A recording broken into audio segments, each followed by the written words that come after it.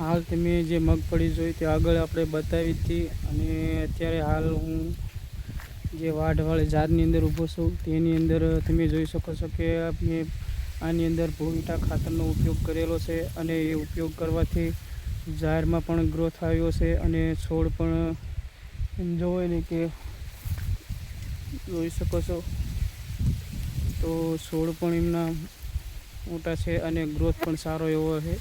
તો મને તો રિઝલ્ટ જોવા મળ્યું, પણ તમારે જો આ ખાતરનો ઉપયોગ કરી તમારી ખેતીની અંદર ઉપજમાં વધારો કરવો હોય તો જરૂર AWPL ભૂવિટા ખાતર વાપરો અને સાથે ઇકો હરિયાળી પણ છે એની અંદર આખી કીટ વાપરો તો વધારે રિઝલ્ટ મળે। આની અંદર મેં તો ખાલી ભૂવિટા ખાતર જ વાપર્યું છે, તેમ છતાં ઘણું બધું રિઝલ્ટ સારું જોવા મળ્યું છે। તો હું વાપરું છું, તમે પણ ખુદ વાપરો। થેન્ક યુ, જય માતાજી।